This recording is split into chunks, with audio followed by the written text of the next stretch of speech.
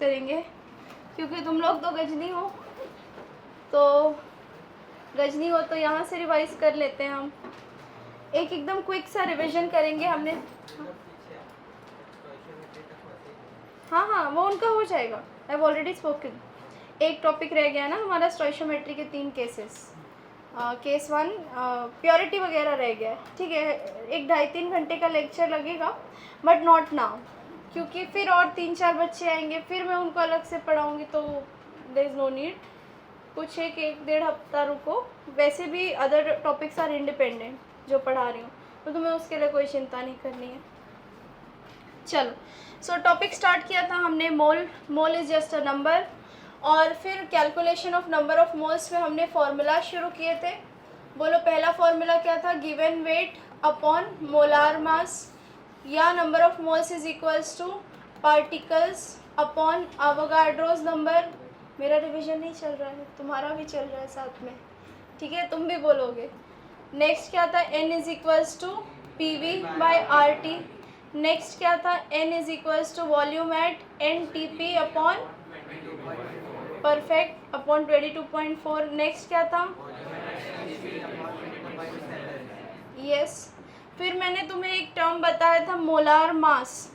Molar mass में मैंने बोला था कि ये एटम का भी हो सकता है, मॉलिक्यूल का भी हो सकता है, और आयन का भी हो सकता है। मोलार मास ऑफ एटम को हमने क्या बोला था बताओ? ग्राम एटॉमिक, मैं शॉर्ट में लिख दे रही हूँ, GAM। ग्राम आयोनिक मास, ग्राम मॉलिक्यूलर मास। अच्छा, लेकिन फिर मैंने तुम्हें एक बात बोली थी कि अगर मैं तुमसे सिर्फ कहती हूँ कि calculate gram atoms, if I am asking you to calculate gram atoms, then तुम्हें मैं क्या कैलकुलेट करने बोली हूँ? Moles of atom. Calculate gram molecule, then I am asking you to calculate moles of molecule, ठीक है। उसके बाद हमने टॉपिक किया था फंडामेंटल पार्टिकल्स, जिसमें हमने इलेक्ट्रॉन, प्रोटॉन और न्यूट्रॉन के मास और चार्ज को याद किया था। याद आ रहा है कुछ? Mass of electron 9.1 into 10⁻³ proton 1.67 into 10⁻27, ये 1.67 इंटू 10⁻27। इलेक्ट्रॉन पे चार्ज कूलम में कितना था? 1.6 इंटू 10⁻19, 1.6 इंटू 10⁻19, और ये नील। अच्छा, इसके अलावा फिर हमने एक ये पढ़ा था, स्टेटमेंट पढ़ा था कि चार्ज ऑन 1 मोल इलेक्ट्रॉन कितना होता है? 1 मोल इलेक्ट्रॉन इज 1 फैराडे, जिसका कूलम में कन्वर्जन क्या है? 96500 कूलम्स, हाँ या नहीं? उसके बाद हमने टॉपिक पढ़ा था, फ्लो चार्ट बनाना सीखा था हमने कि फ्लो चार्ट से कैसे सॉल्विंग करें। एटॉमिसिटी था उसके बाद। एटॉमिसिटी बेसिकली रिप्रेजेंट क्या कर रहा है बताओ? Number of atoms in a molecule. तो हमने फिर फ्लो चार्ट बनाया था। मास से मोल्स जाना है तो क्या करें? Divide by molar mass. Moles से मॉलिक्यूल जाना है तो मल्टीप्लाई बाय Na। मॉलिक्यूल से एटम जाना है तो इनटू एटॉमिसिटी। किसकी एटॉमिसिटी से मल्टीप्लाई करोगे? किसकी एटॉमिसिटी से मल्टीप्लाई करोगे? जिसके एटम्स पूछे गए हैं उसकी एटॉमिसिटी से। अगर एटम से मॉलिक्यूल आना है तो डिवाइड बाय एटॉमिसिटी। किसकी एटॉमिसिटी से डिवाइड? जिसके एटम्स गिवन है। मॉलिक्यूल से moles divide by Na। Moles से मास मल्टीप्लाई बाय Na।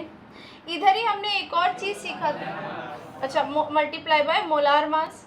अच्छा, यहाँ ही हमने एक और चीज़ सीखी थी कि मॉलिक्यूल्स से हम total electrons, protons and neutrons भी निकाल सकते हैं। क्या करना होगा बताओ? मॉलिक्यूल्स को multiply by electron, proton, neutron in 1 molecule. या अगर रिवर्स जाना है, टोटल इलेक्ट्रॉन, प्रोटॉन, न्यूट्रॉन दे दिया है तो डिवाइड बाय EPN, शॉर्ट में बस लिख दे रही हूँ, डिवाइड बाय EPN। उसके बाद हमने एक फॉर्मूला पढ़ा था कि अगर हमें charge in Faraday on ions calculate करना है, चार्ज इन फैराडे कैलकुलेट करने बोला है, तो क्या करना है बताओ, नंबर ऑफ मोल्स को मल्टीप्लाई करना है किससे, चार्ज आयन के सर पे जो चार्ज है, चार्ज ऑन आयन। इसके बाद हमने टॉपिक क्या पढ़ा था बताओ, average atomic mass and average molar mass. Average atomic mass का फॉर्मूला था बताओ, summation atomic mass into percent abundance upon 100। इसी तरह से एवरेज मोलार मास के फॉर्मूला हमने 3 तरह से रीअरेंज किए थे। मोस्ट फ्रीक्वेंटली यूज फॉर्मूला रहेगा total mass upon total moles, ये मोस्टली यही फॉर्मूला हर जगह यूज होता है। या दूसरा इस फॉर्मेट वाला क्या हो जाएगा बताओ, summation molar mass into percentage of gas upon 100। तुमने बोला था कि गेलुसैक्स लॉ में जो वॉल्यूम परसेंटेज होता है, गेलुसैक्स लॉ क्या बोलता है, volume is directly proportional two moles for gases. तो जो वॉल्यूम परसेंटेज है वही क्या होगा, मोल्स परसेंटेज भी होगा। तो इसीलिए इस फॉर्मूला को रीअरेंज करके क्या लिखा था हमने, summation molar mass into number of moles upon total moles. याद आता है कुछ? फिर हमने टॉपिक पढ़ा था डेंसिटी। डेंसिटी टॉपिक में हमने पढ़ा था एब्सोल्यूट डेंसिटी। बताओ एब्सोल्यूट डेंसिटी क्या है, मास अपॉन वॉल्यूम। सबके लिए सेम फॉर्मूला होता है, मास अपॉन वॉल्यूम यूनिट ग्राम पर ml। अच्छा, गैसेस के लिए एब्सोल्यूट डेंसिटी का एक और फॉर्मूला था, बताओ, D is equals to PM upon RT। ये गैसेस की स्पेसिफिक डेंसिटी है। फिर हमने रिलेटिव डेंसिटी पढ़ा था। तुमने बोला था miss relative density solid liquid की अलग निकलती है और गैस की रिलेटिव डेंसिटी अलग होती है।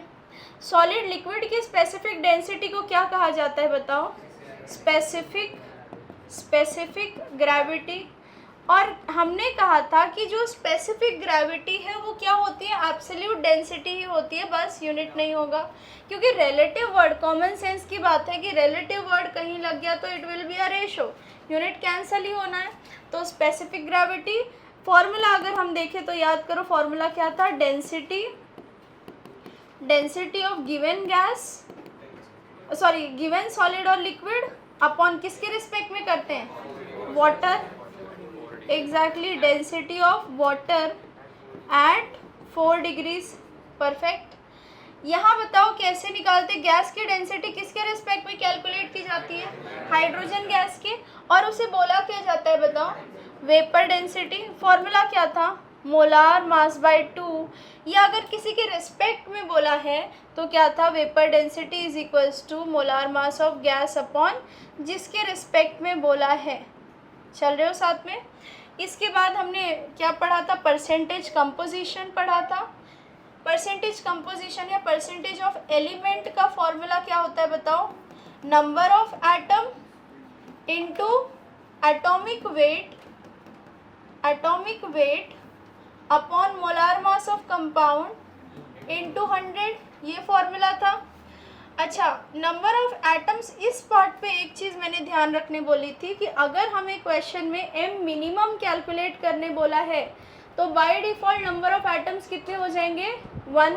परफेक्ट। सो एक चीज़ यहाँ ध्यान रखनी थी, डायरेक्ट फार्मूला बेस्ड जिसमें क्वेश्चन होते हैं, बस यही एक चीज़ ध्यान रखनी थी, m मिनिमम होगा तो नंबर ऑफ एटम्स को बाय डिफ़ॉल्ट हमें क्या लेना है, 1 लेना है। अच्छा, इसके बाद हमने क्या पढ़ा था, एम्पिरिकल फार्मूला और मॉलिक्यूलर फार्मूला। इसमें आपने पढ़ा था एम्पिरिकल फार्मूला क्या रिप्रेजेंट करता है बताओ, सिंपलेस्ट रेशो।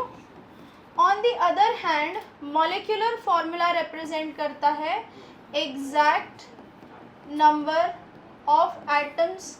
ये रिप्रेजेंट करता है सिंपलेस्ट रेशो ऑफ एटम्स और ये रिप्रेजेंट करता है exact number of atoms. Glucose का एग्जांपल लिया था C6H12O6, ये इसका क्या है, मॉलिक्यूलर फार्मूला है, लेकिन एम्पिरिकल फार्मूला क्या होगा, CH2O। इसी तरह से हमने देखा था कि मॉलिक्यूलर फार्मूला मास और एम्पिरिकल फार्मूला मास को जब डिवाइड करते हैं तो एक फैक्टर मिलता है Z, क्या होता है, एम्पिरिकल फॉर्मूला को आपने किससे मल्टीप्लाई किया, z से, तो आपको क्या मिल जाता है, मॉलिक्यूलर फॉर्मूला। इसके बाद हमने सीखा था कि अगर हमें परसेंटेज बाय मास दिया जाए तो हम कैसे निकालते हैं एम्पिरिकल फॉर्मूला। टेबल बताओ कौन कौन से होते हैं। परसेंटेज, पहले तो क्या होता है, element, percentage, percent upon atomic weight, फिर क्या होता है, percent upon atomic weight upon percent upon atomic weight, कौन सा वाला, सिंपलेस्ट वाला, लीस्ट वाला, ये हमें मिलती है। ध्यान रखने ये बोला था कि यहाँ मास परसेंट होना चाहिए, मोल परसेंट नहीं। अगर किसी एम्पिरिकल फार्मूला या मॉलिक्यूलर फार्मूला वाले क्वेश्चन में मोल परसेंट या मोल रेशो क्वेश्चन में दिख जाता है तो तुम्हें बिल्कुल एकदम चौकन्ना हो जाना है कि नॉर्मल सॉल्विंग यहाँ पे नहीं कर सकते हो। अगर कुछ नहीं बोला है तो बाय डिफ़ॉल्ट जो भी परसेंटेज होता है वो मास परसेंट होता है, ठीक है। तो मोल परसेंट नहीं कर सकते, मास परसेंट कर सकते हैं। और तुम्हें अगर याद हो एक question, carbon is to hydrogen is to nitrogen 9:1:3.5, इसमें मास रेशो था, लेकिन तब भी हमने सॉल्विंग इसी मेथड से की थी। तो मास परसेंट हो या मास रेशो हो, सॉल्विंग का मेथड सेम रहता है, बस मास रिलेटेड होना चाहिए। ये हमारा लास्ट टॉपिक था, राइट। इसके बाद हमने कॉन्सेंट्रेशन टर्म स्टार्ट किए थे। कोई टॉपिक रह गया है, स्टोइशियोमेट्री रह गया है, नॉर्मेलिटी इस चैप्टर में नहीं पढ़ाऊंगी। हाँ, रिवीजन में मैं बोल रही हूँ कोई टॉपिक रह गया, स्टोइशियोमेट्री रह गया है। स्टोइशियोमेट्री का अगर एक क्विक रिवीजन करें, स्टोइशियोमेट्री का कोई भी क्वेश्चन कैसे पहचानोगे, रिएक्शन हो रही होगी वहाँ पे, एक चीज़ दूसरी चीज़ से रिएक्ट कर रही होगी तो समझ जाना है ये क्वेश्चन स्टोइशियोमेट्री का है। अब समझो यहाँ पे स्टोइशियोमेट्री के किसी भी क्वेश्चन में स्टेप नंबर 1 क्या बोला था, बताओ क्या था step number 1, balance the reaction. हमेशा आपको रिएक्शन को बैलेंस करना है। अगर कोई सदमे में है कि मीन्स मुझसे बैलेंसिंग नहीं होगी, देखो not every reaction is balance, हम लोग नहीं कर सकते हैं बैलेंस हर रिएक्शन को, ये मैं अग्री करती हूँ। मान लो कोई रैंडम सा कोऑर्डिनेशन कंपाउंड बड़ा सा दे दिया है, तुम्हें उसका नाम भी प्रोनाउंस करने नहीं आ रहा है, तो बैलेंसिंग तो दूर की बात है। तो इन सब चीज़ों से नहीं डरना है कि मीन्स ऐसा कुछ आ गया जो बैलेंस ही नहीं हो रहा है, तो उसके लिए भी आई विल टीच यू। लेकिन अभी के लिए जो बेसिक रिएक्शन जो मैंने तुम्हें बताई है, विच इज़ कौन सी, combustion reaction, acid base neutralization reaction, decomposition वगैरह, वो सब तुम्हें आना चाहिए। बैलेंसिंग रिएक्शन को बैलेंस करना ज़रूरी है। और ध्यान रखना है कि मास टू मास डायरेक्ट रिलेट नहीं कर सकते कि स्टोइशियोमेट्री से मास को रिलेट कर दिया, 2A gives 3B + 4C, तो बिल्कुल ऐसे नहीं कह सकते कि 2 ग्राम रिएक्ट करेगा 3 ग्राम के साथ तो प्रोड्यूस करेगा 4 ग्राम। कॉमन सेंस की बात है, यहाँ पे law of conservation of mass नहीं लग रहा है। चल रहे हो साथ में। अच्छा, इसमें केसेस पढ़े थे हमने। केस 1 क्या था बताओ, जब किसी एक स्पीशीज़ का क्या दे दिया जाए, मोल या मास दे दिया जाए, व्हेन मोल्स और mass of one reactant is given, तब कैसे करते हो, एक के मोल से दूसरे का मोल निकालना सिखाया था। मान लो रिएक्शन है 2A gives 3B + 4C, इसके मुझे 6 मोल दिए हुए, तो कैसे सिखाया था, इसकी स्टोइशियोमेट्री अपॉन जिसके मोल्स गिवन है उसकी स्टोइशियोमेट्री इनटू गिवन मोल्स, यही सिखाया था ना। इसका कितना ख़त्म हुआ है वो पूछा है, तो कैसे, जिसका पूछा है उसकी स्टोइशियोमेट्री, गिवन वाले की स्टोइशियोमेट्री इनटू गिवन मोल्स, यही था केस 1 में। इसके अलावा कुछ नहीं था। बस ध्यान क्या रखने बोला था कि क्वेश्चन में कुछ भी हो, स्टेप नंबर 1 क्या होना चाहिए, मोल्स निकालो। पहला बैलेंसिंग करो, उसके बाद मोल्स निकालो, जो भी क्वेश्चन में डेटा दिया है उससे मोल्स निकालो। केस 2 क्या था हमारा बताओ, परसेंट प्योरिटी था ना। केस 2 परसेंट प्योरिटी था या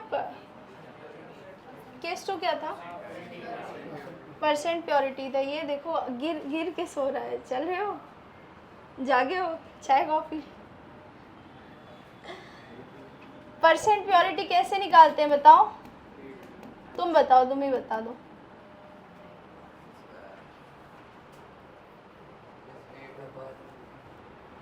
जाग जाओ पहले 1 मिनट।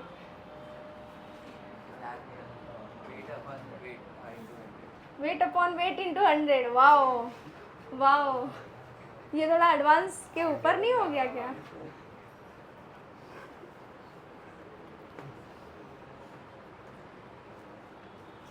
तुम बोलो, सरदार जी बताएंगे।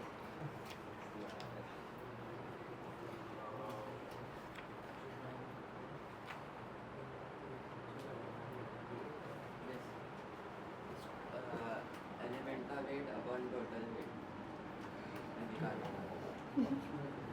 ये थोड़ा और गंदा हो गया।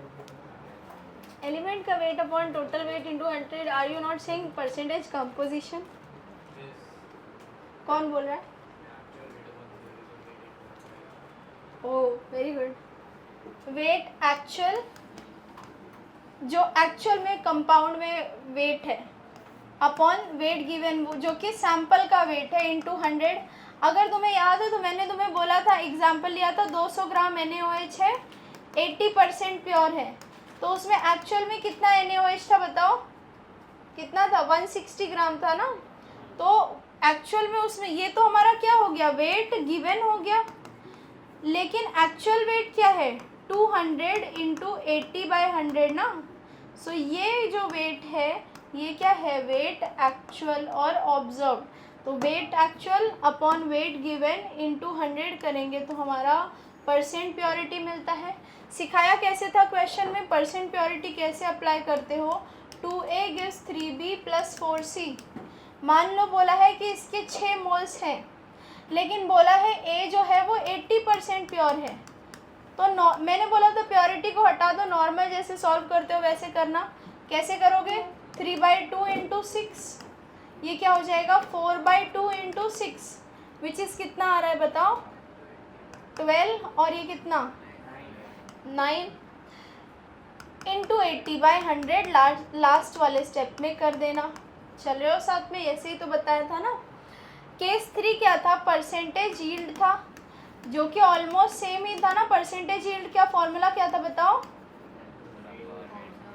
मोल्स एक्चुअल या मास एक्चुअल अपॉन मोल्स थियोरेटिकल या मास थियोरेटिकल इंटू 100। मतलब जो हमारे एक्सपेक्टेड मोल्स है वो नीचे होने चाहिए, जो कैलकुलेटेड मोल्स है वो ऊपर नीचे, कैलकुलेटेड मोल्स नीचे होने चाहिए, ऑब्जर्व्ड या एक्सपेरिमेंटल मोल्स ऊपर रहेंगे। मोल्स या मास दोनों से ही सॉल्विंग सेम है। और फिर मैंने बताया था सेम इसकी तरह ही करना है, इग्नोर कर देना परसेंटेज यील्ड को, लास्ट स्टेप में अप्लाई कर देना। केस 4 था जब मोर देन 1 स्पीशीज़ के मास दिए जाएं, A + 3B गिव्स 2C। इसके 2 मोल दिए हैं, इसके मोल 2 दिए हैं, तो बताया क्या था बताओ? Moles minus stoichiometry x, moles minus stoichiometry x। फिर लिमिटिंग रिएजेंट कैसे निकालना सिखाया था? मोल्स अपॉन स्टोइशियोमेट्री 2/1, ये इसका वैल्यू आया 2। मोल्स अपॉन स्टोइशियोमेट्री 2/3, तो लीस्ट वैल्यू कौन सी है? 2/3। मतलब ये हमारा क्या हो गया बताओ? Limiting reagent. ये हमारा क्या हो गया? Access reagent. लिमिटिंग रिएजेंट की वैल्यू को किससे इक्वेट करने बोला था? 0 से। उससे किसकी वैल्यू मिल रही थी? x की। फिर सब में x की वैल्यू सब्सटीट्यूट करके हमें फाइनल मोल्स मिल जाएंगे। ऐसे ही तो सिखाया था ना, याद आता है? यहाँ हमने स्टोइशियोमेट्री को समराइज़ किया। उसके बाद हमारा अगला टॉपिक शुरू हुआ था कंसंट्रेशन टर्म्स।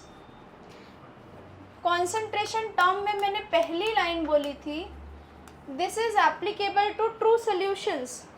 सॉल्यूशंस पे चलता है, प्योर सब्सटेंस पे कंसंट्रेशन नहीं निकलती है, क्योंकि कंसंट्रेशन क्या बताता है? अमाउंट क्या है? रिलेटिव अमाउंट बताता है ना कंसंट्रेशन।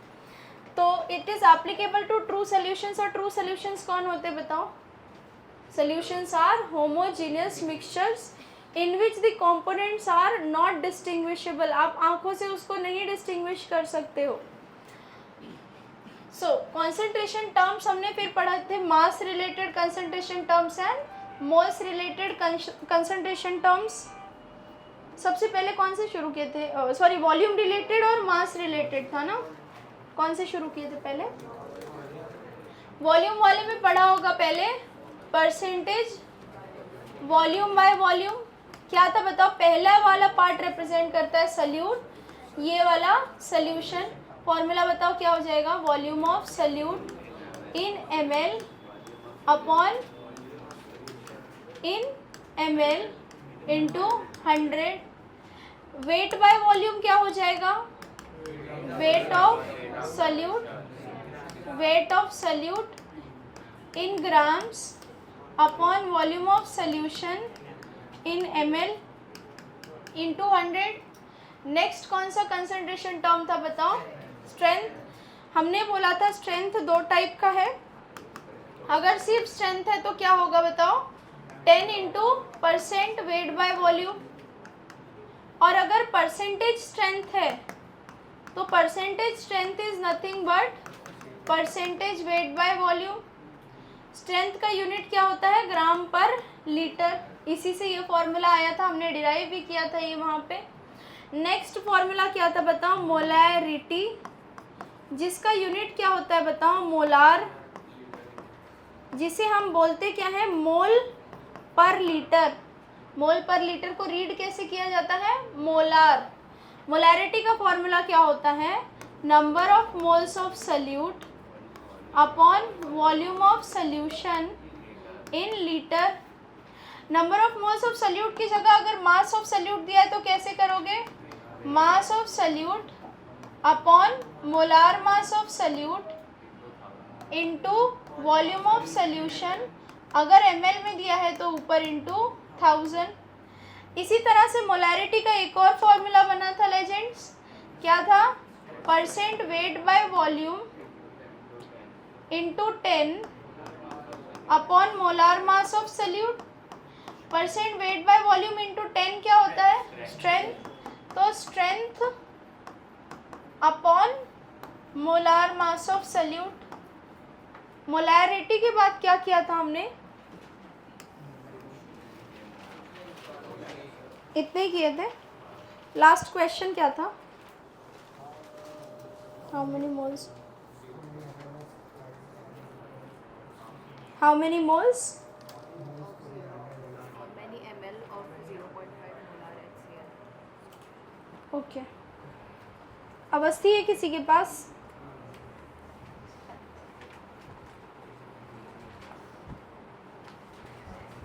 चलो नेक्स्ट क्वेश्चन लिखो।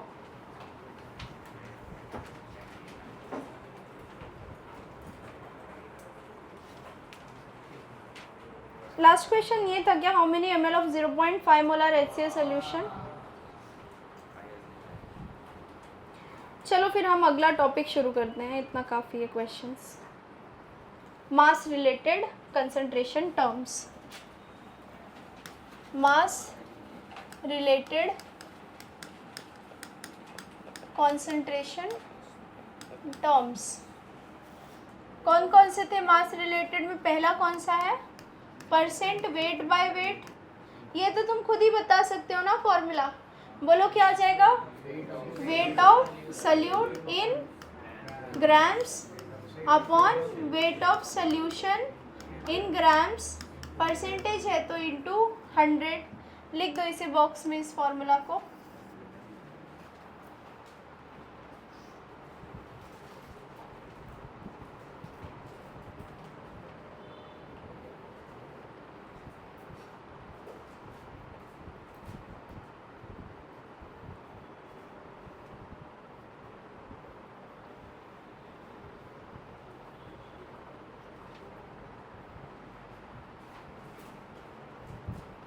डेफिनेशन लिख दो इसकी। it is defined as mass of solute. It is defined as mass of solute present. It is defined as mass of solute present per 100 gram of solution. Mass of solute present per 100 gram of solution. So by default भी यही होगा ना। Percentage है तो total weight of the solution क्या हो जाएगा? 100 में कितना सल्यूट का वेट है, यही क्या है? Percentage wait by wait. Question लिखो।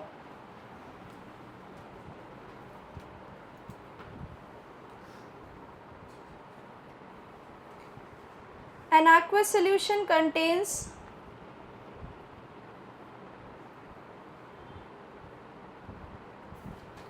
30% by weight of urea. An aqueous solution contains 30% by weight of urea. Determine the weight of urea.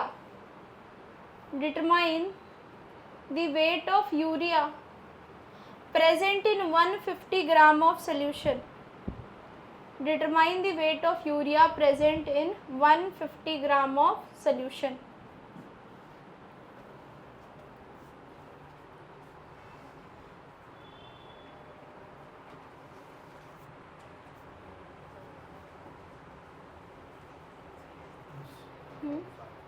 कितना 45 perfect.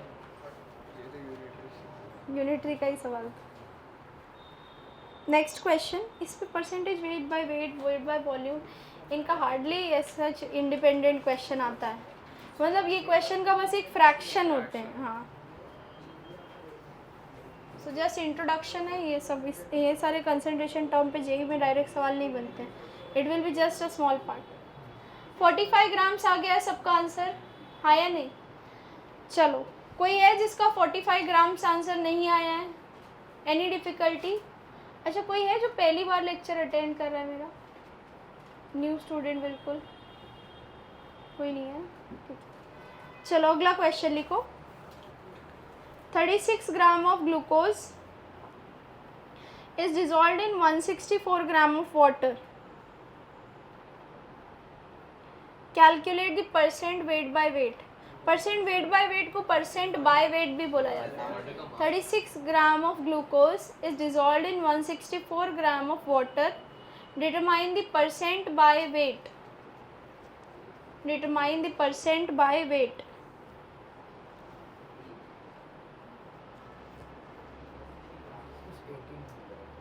Very good, perfect. Form में है बिल्कुल.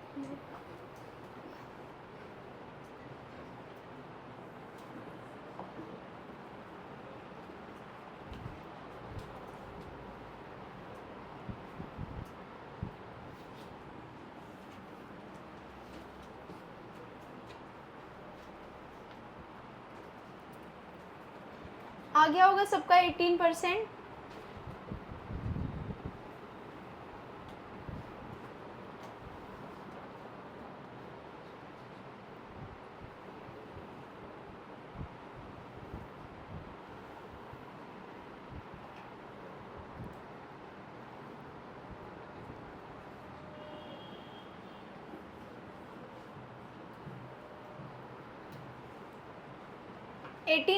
आंसर आ गया है सबका. Last benches. कोई डिफिकल्टी है किसी को इसमें? कोई है जिसका 18% के अलावा कुछ आंसर आ रहा है परसेंटेज?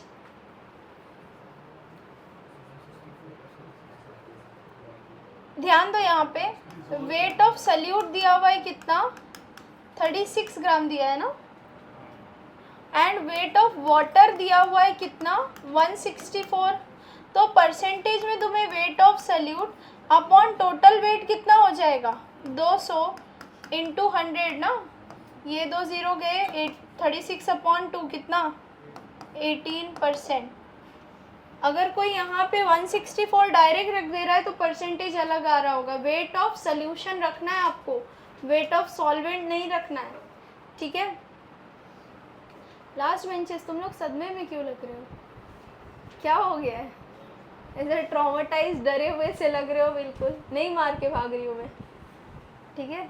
हेडिंग दो. Next concentration term. ऐसे कुछ आवाज़ आ रही है. There some sound be. तुम लोगों को भी आ रही है? माइक से आ रही है ना? ब्लास्ट ना हो जाए. बड़ा पुराना सा है वैसे भी.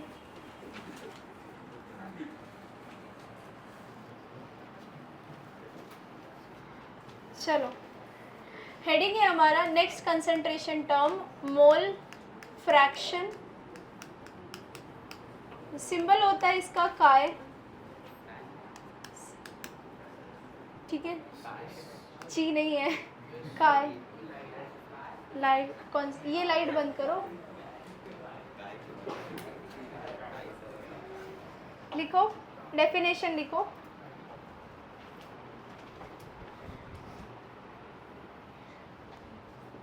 It is the ratio of number of moles. It is the ratio of number of moles of the component, जिसका मोल फ्रैक्शन निकालना है उस कंपोनेंट का। It is the ratio of number of moles of the component to the total number of moles. To the total number of moles. It is the ratio of number of moles of the component to the total number of moles. मतलब जिसका mole fraction निकालना है उसके moles upon total moles. किसी भी solution में हमारे पास क्या होगा बताओ, सल्यूट होगा और सॉल्वेंट होगा।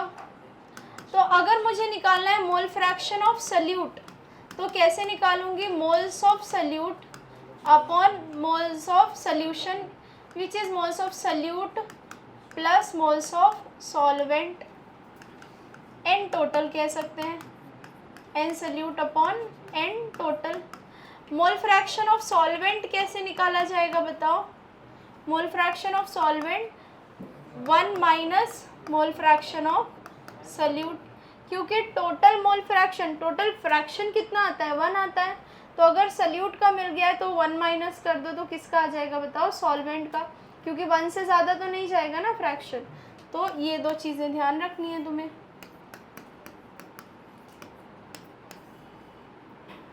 लिख दो, यूनिट तो कुछ नहीं होगा ना इसका, तो सिर्फ एक नंबर होगा, रेशो है।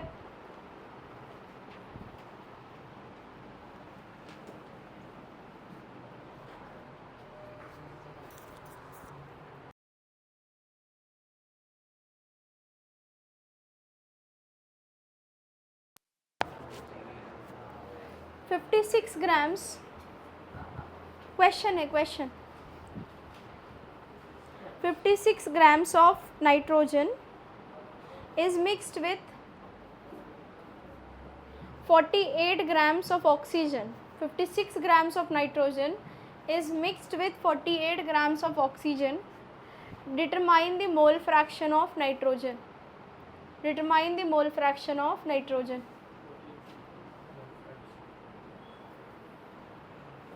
हो गया क्वेश्चन।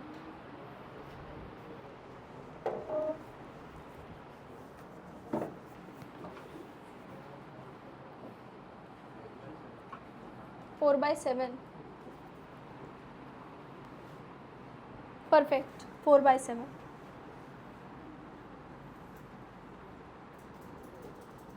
थोड़ा स्पीड में करना है हमें, ये क्वेश्चंस काफ़ी बेसिक है। एक बार सारे कंसंट्रेशन टर्म हमारे ख़त्म हो जाए फिर मिक्स करके जो हम क्वेश्चन करेंगे वो प्रॉपर क्वेश्चंस होंगे। कितना आ गया है, 4/7। व्हाट, बाय डिफ़ॉल्ट मैंने आपको बोला है ना, एम्पिरिकल फार्मूला, मॉलिक्यूलर फार्मूला और परसेंटेज कंपोजिशन के अलावा हर जगह पे वो डायटोमिक उनके एक्चुअल फॉर्म में ही रहेंगे, which is nitrogen is existing as N2 ना, तो N2 ही लेना है। 4/7 आंसर कितने लोगों का आ गया है? अरे इसमें भी करो करो, बी क्विक। चलो ध्यान दो, यहाँ पे हमें वेट ऑफ ऑक्सीजन दे रखा था 48 ग्राम्स, इसका मतलब मोल्स कितने आ गए बताओ, 1.5 मोल्स ऑफ ऑक्सीजन आ गए हमारे पास 1.5। वेट ऑफ हमें क्या दिया हुआ था, नाइट्रोजन कितना था 56, विच इज़ कितने मोल्स आ गए बताओ, मोल्स ऑफ N2 आ गए 2। मोल फ्रैक्शन ऑफ नाइट्रोजन पूछा है, मतलब moles of nitrogen upon total moles which is 2 upon 2 + 1.5 which is 3.5। 3.5 को और कैसे लिख सकते हैं, 7/2 विच इज़ 4/7। नेक्स्ट कॉन्सेप्ट, ये कॉपी करो और हेडिंग दो, मोलैलिटी।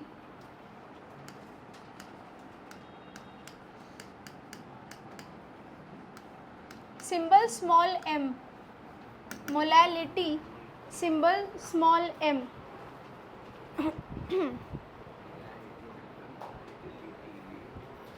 हेडिंग है हमारी मोलैलिटी सिंबल स्मॉल m।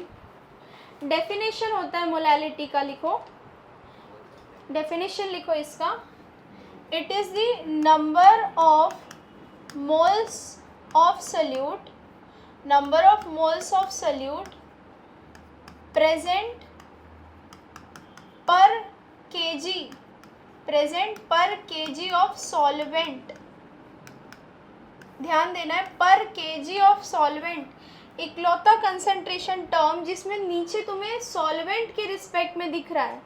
सारे percent weight by volume, percentage वाले सारे कंसंट्रेशन टर्म में नीचे क्या आता था, सोल्यूशन। मोलैरिटी भी नीचे क्या आता था, volume of solution. Mole fraction में भी नीचे क्या आ रहा है, मोल्स ऑफ सोल्यूशन। इकलौता कॉन्सेंट्रेशन टर्म जहाँ पे नीचे सॉल्वेंट का सिर्फ आता है। सो ध्यान दो यहाँ पे, मोलैलिटी को हम कैसे लिख सकते हैं, moles of solute upon mass of solvent in KG. Moles of salute को मैं ओपन करके लिख सकती हूँ wait of solute upon molar mass of salute into wait of solvent. अगर सॉल्वेंट का वेट ग्राम्स में दिया है तो ऊपर क्या हो जाएगा, इनटू 1000। अच्छा, इसे भी क्या मैं परसेंट वेट बाय वेट से रिलेट कर सकती हूँ कि वेट अपॉन वेट और 1000 में से 100 ले लिया तो percent weight by weight into 10 upon molar mass of salute लिख सकती हूँ। Percent weight by weight into 10 upon molar mass of salute लिख सकती हूँ या नहीं, हाँ या नहीं? एग्जैक्टली नीचे सॉल्वेंट है, नहीं लिख सकते हैं, बिल्कुल नहीं लिख सकते हैं। परसेंट वेट बाय वेट क्या होता है, weight of solute upon weight of solution. यहाँ क्या है हमारे पास, weight of solute upon weight of solvent into 100। तो इस वजह से इसको हम परसेंट वेट बाय वेट से रिलेट नहीं कर सकते हैं। मोलैलिटी का बस यही दो फॉर्मूला होगा। यूनिट क्या आ जाएगा बताओ, यूनिट क्या आ जाएगा, moles per KG.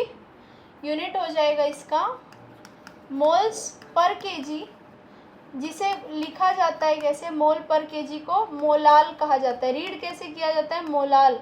So if I am saying 1 molal solution तो 1 मोल पर KG, 2 molal solution 2 moles per KG. चलो क्वेश्चन है, N aqueous solution contains 28%, an aqueous solution contains 28% weight by weight, an aqueous solution contains 28% weight by weight of KOH, calculate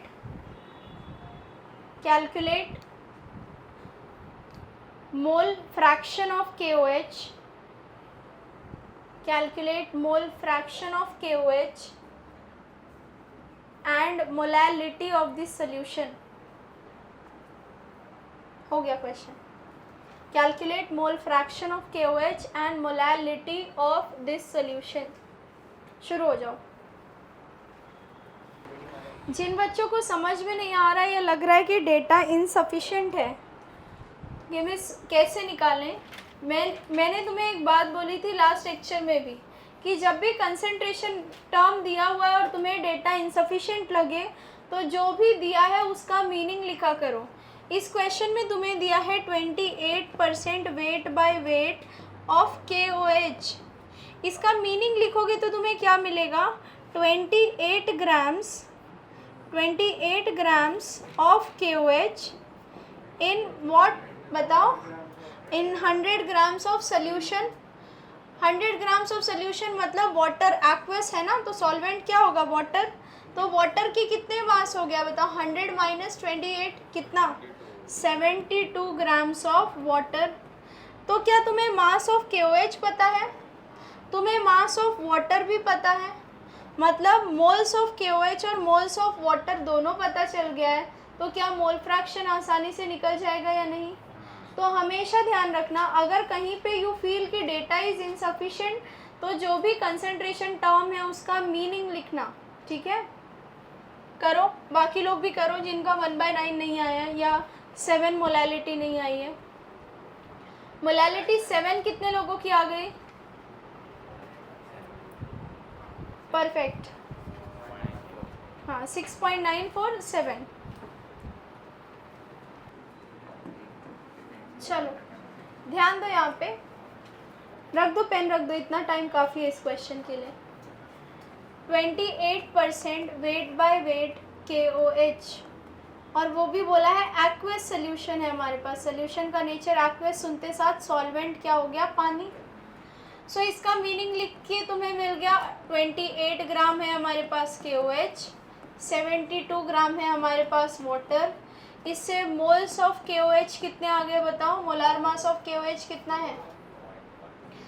so 28 upon कितना? 56, which is कितना? 1/2 moles of KOH आ गया 1/2।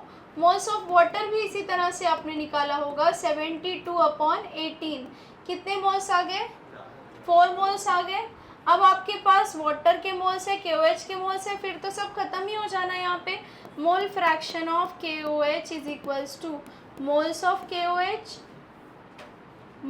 KOH plus moles of KOH and इसके दोनों के moles करो 1/2 plus 4, कितना हो जाएगा ये? 8/2।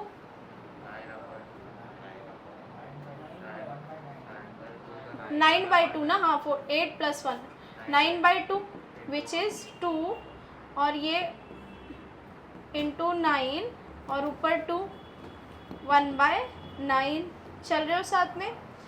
अच्छा, ये इसके अलावा मोलैलिटी भी कैलकुलेट करना था। मोलैलिटी कैसे निकालोगे? अब तो डायरेक्ट मास ऑफ सॉल्यूट पता, मोल्स ऑफ सॉल्यूट पता है कितना है? हाफ। मास ऑफ सॉल्वेंट पता है कितना है? 72, लेकिन उसको केजी में करना है तो ऊपर क्या कर दोगे? 1000। So moles of solute upon mass of solvent in KG.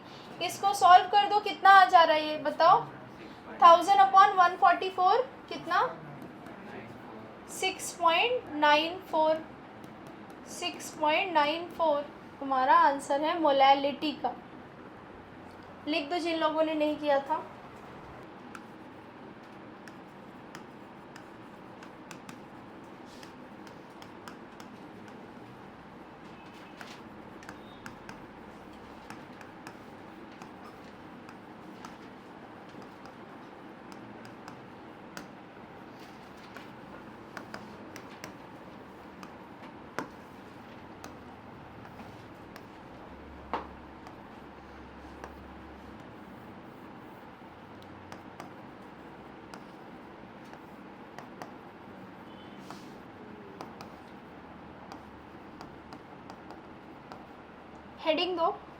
Heading दो रिलेशन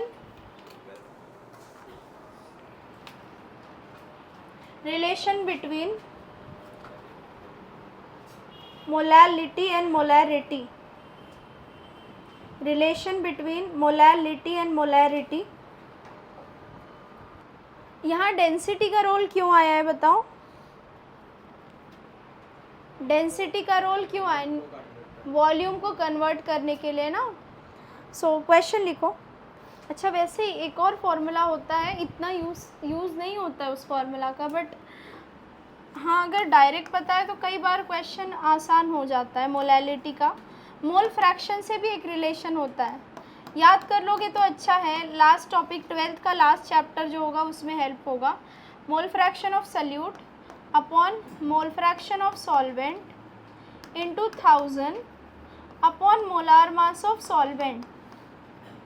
ठीक है, अगर तुम नोटिस करो तो mole fraction upon total moles cancel ही होने वाले हैं। तो ये क्या है? Mass of solute upon mass of solvent, हाँ या नहीं? वही तो है, मास ऑफ सल्यूट अपॉन, इसी तरह से ये मोलैलिटी का ही फॉर्मूला आने वाला है तुम्हें। अगर तुम इसको रीअरेंज करो थोड़ा अपने उसमें तो तुम्हें क्लियर दिख रहा है। मोलैलिटी के ही फॉर्मूला को एन टोटल उड़ा ही सकते हो ना तुम। समझ पा रहे हो क्या कह रही हूँ? लिखो। हाँ, capital M is the molarity, here this is representing molarity, अलग से हाईलाइट कर देना ताकि मोलार मास में कंफ्यूज ना हो जाए. This is molarity, this again is molarity. M solute क्या है? Molar mass of solute. ठीक है, ये दोनों जिधर सिर्फ कैपिटल एम लिखा है that is molarity, M solute is molar mass of solute. यहाँ डी क्या है हमारा? Density. It will be given in the question, density provide की जाएगी क्वेश्चन में. A two molar aqueous urea solution, a 2 molar aqueous urea solution has a density 1.2 gram per ml, has a density 1.2 gram per ml. Determine the molality of this solution. Determine the molality of this solution. Next question.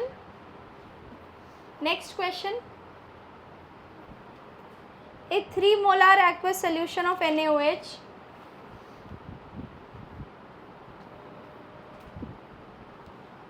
नहीं, 3 molar की जगह molal करो. A 3 molar aqueous solution of acetic acid has a density 1.5 gram per ml. Determine the molarity. एक बार molarity देके molality, दूसरे में molality देके molarity.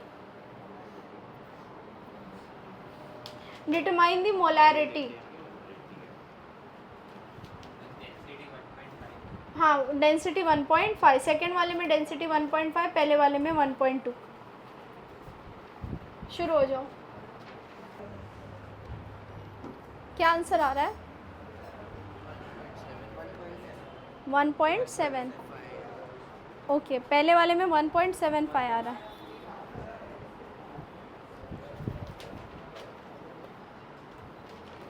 पहला कौन सा था? यूरिया वाला था पहला. 2000/1080. हाँ, 2000/1080 आ रहा होगा पहले में.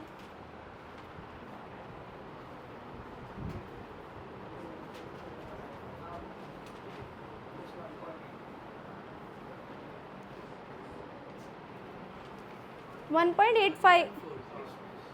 1140.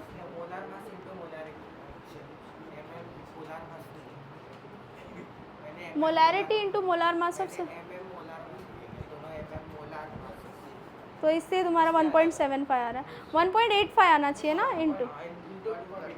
Exactly, very good. इंटू 2 करना पड़ेगा. Molarity into molar mass of salute है ना. 1.85 पहले में आंसर कितने लोगों का आ गया है? परफेक्ट. करो सेकंड वाला भी. 1.85 आंसर कितने लोगों का आ गया है? सेकंड वाले में क्या आ रहा है? 3.8. ओके,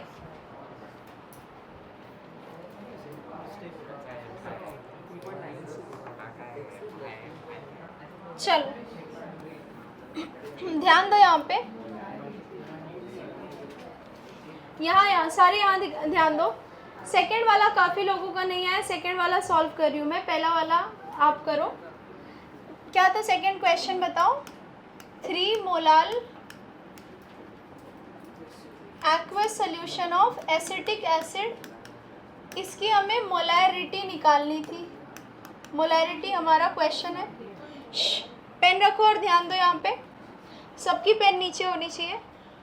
आप इसको फॉर्मूला से डायरेक्ट जा सकते हो या मोलैलिटी की डेफिनेशन से भी जा सकते हो. 3 मोलाल का मतलब क्या है? 3 moles of acetic acid CH3COOH इन कितना वाटर बताओ? 1000 gram of solvent, sorry solution. 1000 ग्राम. अच्छा, तुमने 1000 ग्राम सिर्फ वाटर का ले लिया है ना, सॉल्वेंट लिया है. ठीक है, तो इन 1000 ग्राम ऑफ सॉल्वेंट, ये मोलैलिटी का सिर्फ डेफिनेशन लिखा है मैंने तुम्हें बोला था किसी भी क्वेश्चन को मीनिंग लिख के तुम हमेशा सॉल्व कर सकते हो। तो 3 moles of acetic acid 1000 gram of solvent में है। 3 मोल्स ऑफ एसिटिक एसिड मतलब इसका मोलार मास कितना होता है 60, 60 इंटू 3 मतलब कितने ग्राम्स आ गए 180 ग्राम्स, 180 ग्राम्स आ गए सल्यूट के, और सॉल्वेंट के कितने हैं 1000 ग्राम्स, 1000 ग्राम्स है हमारे पास सॉल्वेंट के। तो टोटल वेट ऑफ सोल्यूशन कितना आ गया बताओ 1180, हाँ या नहीं, सही जा रहे हैं यहाँ तक, वेट ऑफ सोल्यूशन आ गया। वॉल्यूम ऑफ सोल्यूशन भी निकाल सकते हो तुम, कैसे निकाल सकते हो बताओ, density, density is equals to weight upon volume, तो weight is volume is equals to weight upon density, 1180 upon 1.5, volume of solution आ गया। चल रहे हो, और तुम्हें मोल्स ऑफ सोल्यूट पता है, मोलैरिटी के फॉर्मूला में सब्सटीट्यूट करो, विच इज़ क्या हो जाना है बताओ, मोलैरिटी का formula moles of solute upon volume of solution, molarity का formula moles of solute upon volume of solution 1180 into 1.5, ये ग्राम्स में था तो ये हमारा ml में आंसर है।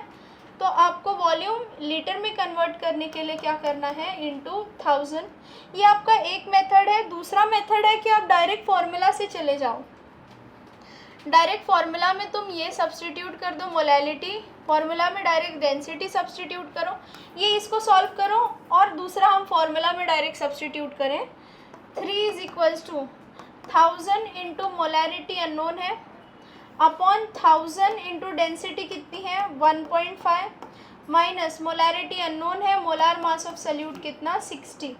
तुम इसको भी सॉल्व करो, एक ही अननोन है पूरी इक्वेशन में, तुम इसको भी सॉल्व करो, तुम्हारा आंसर वही आने वाला है। क्या आ जाएगा 3 इंटू 1.5 कितना, क्या हो गया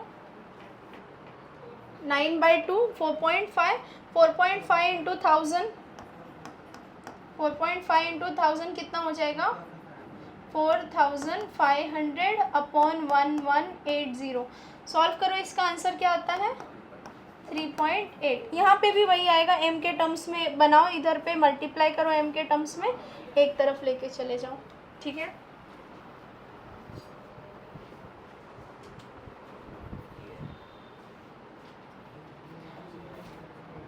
कोई लिख रहा है क्या इसे,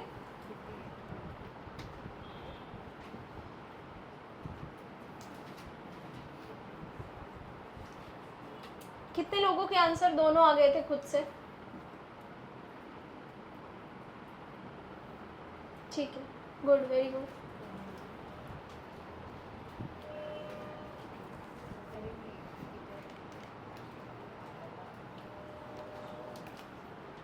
लेजेंड्स करें अगला टॉपिक, हेडिंग है हमारी parts per million, parts per million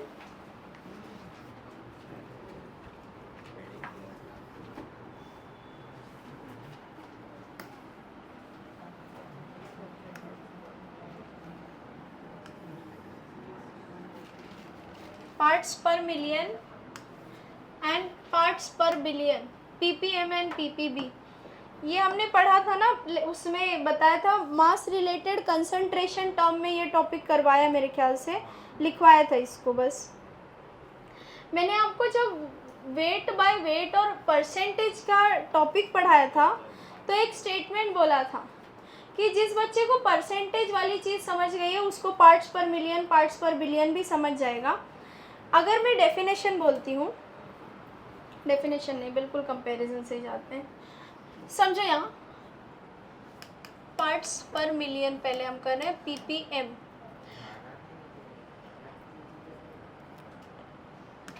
percent weight by wait अगर मुझे लिखना होता है तो इसका मीनिंग क्या होता है बताओ, weight of solute present in कितना बताओ 100 ग्राम ऑफ सोल्यूशन, ये क्या हो जाता है percent weight by wait. Same इसी तरह से क्या होता है पार्ट्स पर मिलियन होता है, पार्ट्स पर मिलियन क्या हो जाएगा वेट ऑफ सोल्यूट प्रेजेंट पर मिलियन ग्राम ऑफ सॉल्यूशन, या कह सकते हैं प्रेजेंट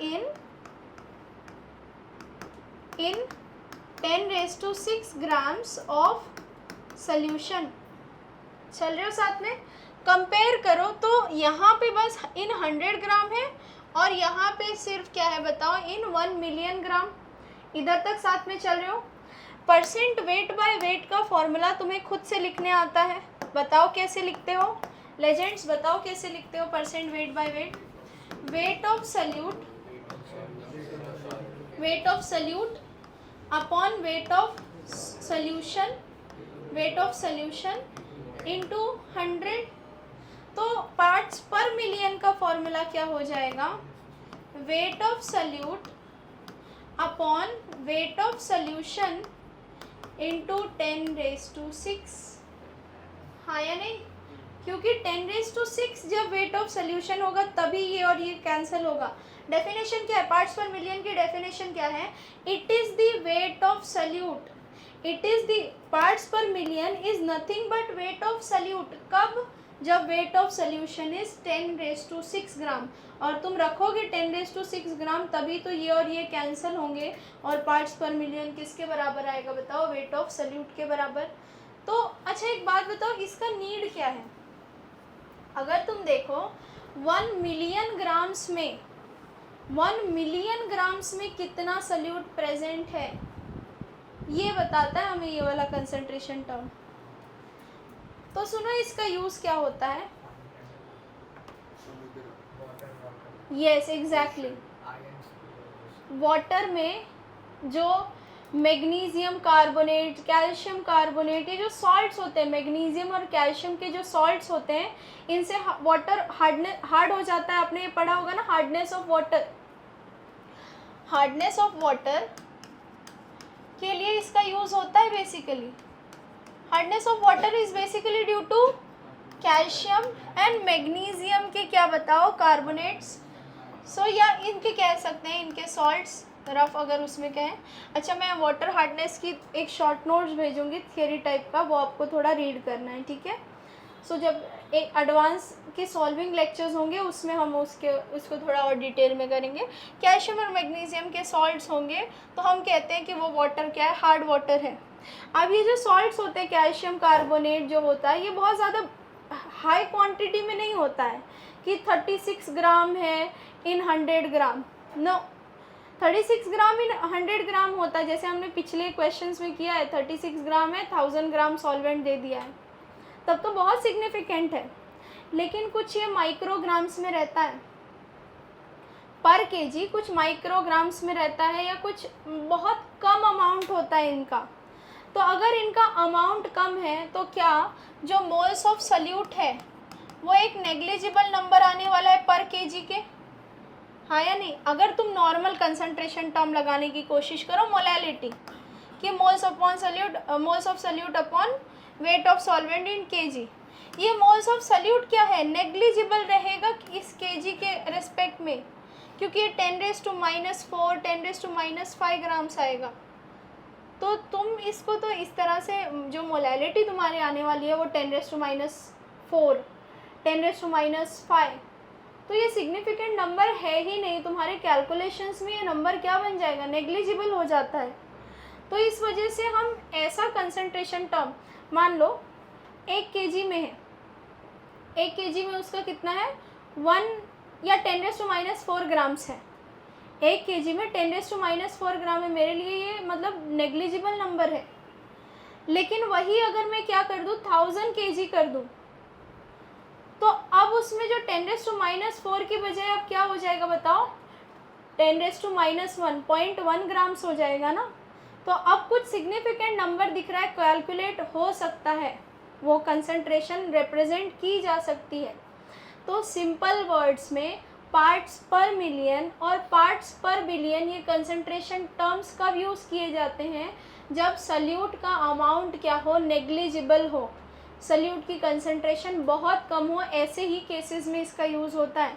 स्पेसिफिकली बात की जाए तो हार्डनेस ऑफ वाटर के केस में इसका यूज़ किया जाता है। फॉर्मूला जैसे तुमने सॉल्व अब तक किया है वेट बाय वेट को, सेम तरीके से तुम सॉल्व करोगे पार्ट्स पर मिलियन को, कोई डिफरेंस नहीं है, कोई भी डिफरेंस नहीं है, सेम वेट बाय वेट की सॉल्विंग रहेगी, पार्ट्स पर मिलियन की सॉल्विंग। अच्छा लेजेंड्स बताओ, पार्ट्स पर बिलियन की फॉर्मूला क्या हो जाएगा तब? Parts per billion is equals to weight of solute upon weight of solution 10⁹। हाँ या नहीं? डेफिनेशन क्या हो जाएगी? It is the weight of solute present per billion gram of solution. तो यहाँ से 10⁹ और यहाँ से 10⁹ क्या हो जाएगा? कैंसिल हो जाएगा। जो पार्ट्स पर बिलियन है वो वेट ऑफ सल्यूट के बराबर आ जाएगा। हाँ या नहीं? चल रहे हो? तो ये भी लिख देना है। कुछ यूनिट आएगा इसका? परसेंटेज की तरह ही है ना ये, कोई यूनिट नहीं होगा। नेक्स्ट इस वीक और एक लेक्चर है मेरा, यही एक लेक्चर है। आज मैं तुम लोगों को नीरज कुमार और अवस्थी से सॉल्विंग बता दे रही हूँ, आपको उतनी करनी है। नेक्स्ट हमारा टॉपिक सिर्फ बेसिकली अगर बुक वाइज देखा जाए तो सिर्फ 2 ही टॉपिक्स बचे हुए हैं, डाइल्यूशन फार्मूला एंड मिक्सिंग करने पे जो मोलैरिटी होती है, मोलैरिटी ऑफ मिक्सिंग। बट इसके अलावा अगर हम एडवांस क्वेश्चंस के अप्रोच वाइज टॉपिक देखें तो अभी हमारे कुछ टॉपिक्स रह गए हैं, जैसे सिक्वेंशियल रिएक्शन की सॉल्विंग, साइड पैरेलल रिएक्शंस की सॉल्विंग, ठीक है। अगर मिक्सचर दे दिया है तो उसकी solving.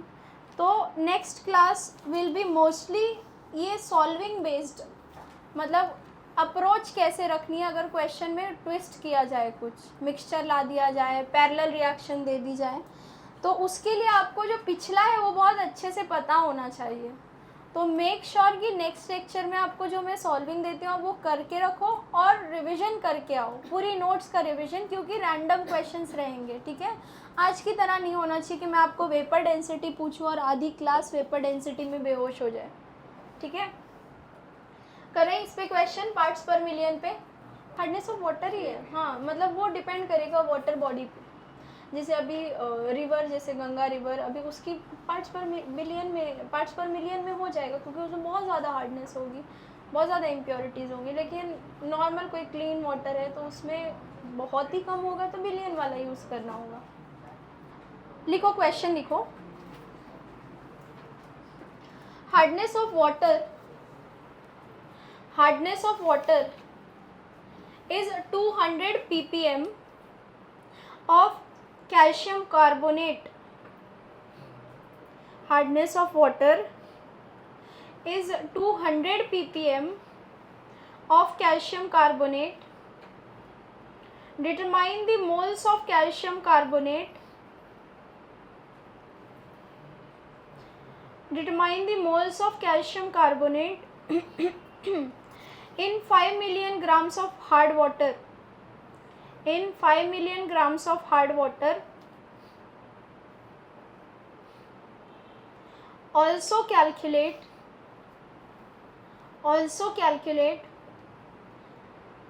the percent weight by weight या percent by weight. Also calculate the percent by weight and molality of this solution.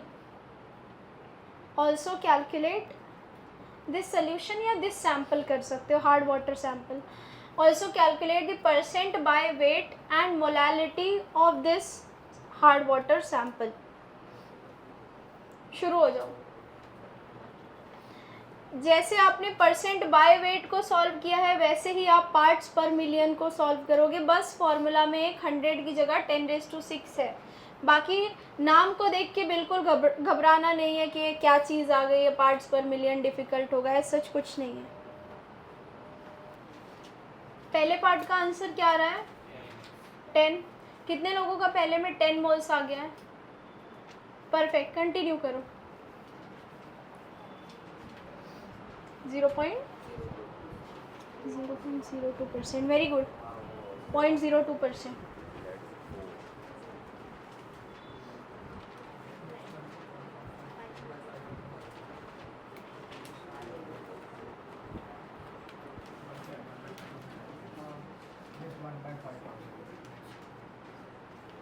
1/5000 which is 0.2 into 10 raised to minus 1/5 को 0.2 लिख सकते हो, -3 राइट, 2 into 10 raised to -3. हाँ, मोलैलिटी अप्रॉक्स, परफेक्ट, और percentage 0.02%. Very good, perfect, very good.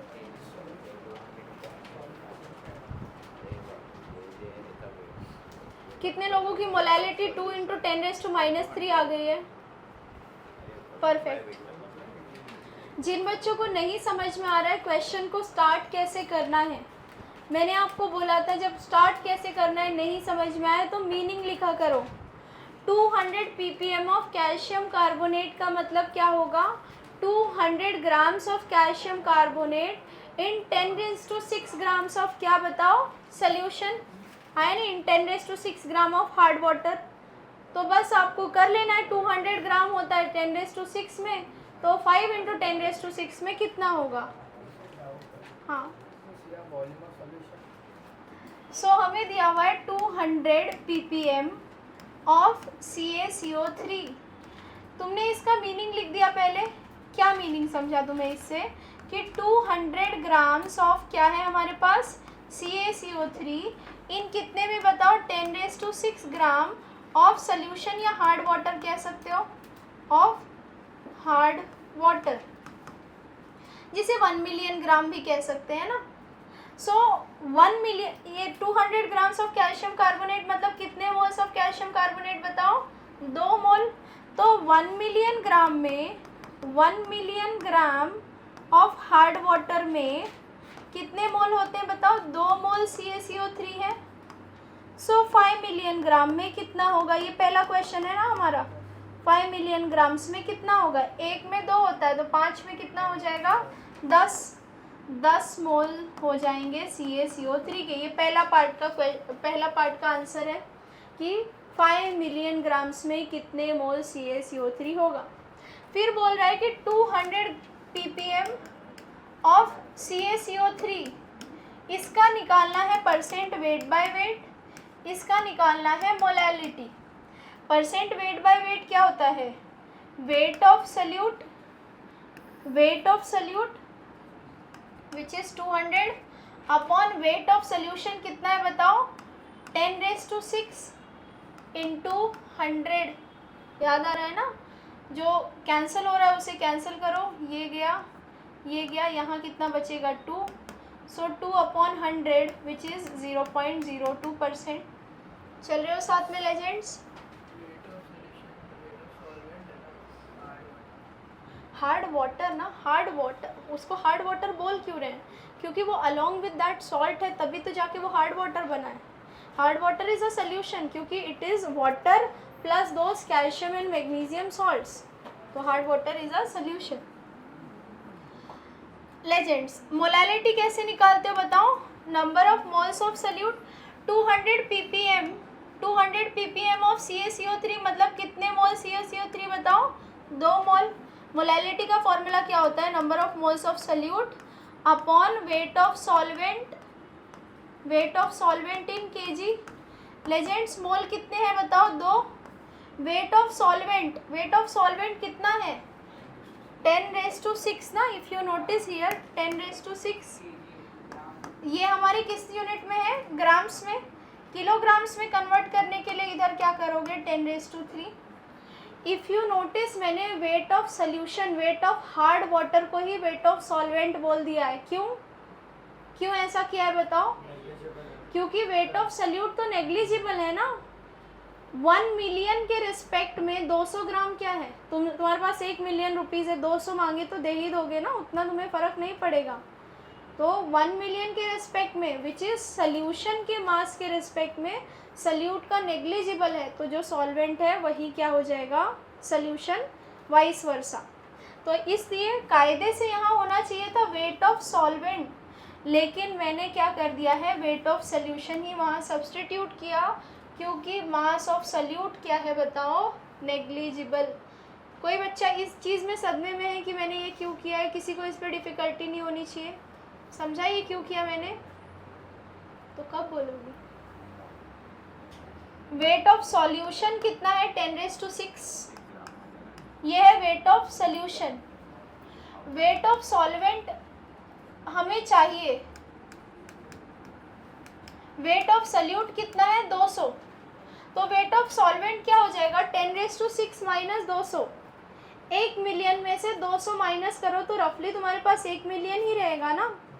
तो wait of solvent को मैंने क्या बोल दिया कि रफली इट इज़ 10⁶ ओनली। समझ में आ गई बात? अब जो चीज़ें कैंसिल होती है कैंसिल करो। 2/1000 which is 2 × 10⁻³ molal. Answer same आएगा लेकिन एक्चुअली 1000/5 मिनट करेगा और एक्चुअली क्यों? मतलब वो वेट बाय वेट इसका भी देना पड़ेगा 1000/5। नहीं 5 मिलियन इज एक सब पार्ट है, क्वेश्चन का एक सब पार्ट है। मेन क्वेश्चन तो हमारा 200 ppm वाला है ना। मतलब उसका नहीं निकालना। नहीं। आंसर सेम ही आएगा रेशियो की। हाँ तो उसको लो, जब इसका ये लोगे तो मोज 10 लोगे। हाँ वही लिया, वैसे ही लिया और आंसर सही आया, लेकिन आपने 2/10 लिया, 2/1 लिया, मैंने 10/5। हाँ सेम ही बात है क्योंकि सोल्यूशन सेम है ना। उसका तुम ज़्यादा अमाउंट ले रहे हो, मैं उसी सोल्यूशन का क्या ले रही हूँ? कम अमाउंट ले रही हूँ, लेकिन सोल्यूशन तो सेम है तो मोलैलिटी तो सेम ही आएगी। चाहे 1 ml सोल्यूशन लूँ या 10 ml सोल्यूशन लूँ, 1 मोलार सोल्यूशन तो 1 मोलार सोल्यूशन ही रहेगा ना। मतलब वैसे भी ले सकते। ठीक है, ले सकते हैं, बिल्कुल ले सकते हैं। बस हाँ ये जब लिखा जिस जगह पे है उस जगह पे ये एक सब पार्ट दिया हुआ है, जैसे 1 मेन क्वेश्चन इसका A फिर B फिर C। ठीक है, आंसर तो सेम ही आना है। ठीक है चलो यहीं पे स्टॉप करते हैं। किसी को कोई डिफ़िकल्टी है आज के लेक्चर में? कोई सदमा? अच्छा नए बच्चे बिल्कुल उदास नहीं होना है आप लोगों को कि अचानक से सब सॉल्व कर रहे थे और फिर ये क्या हो गया।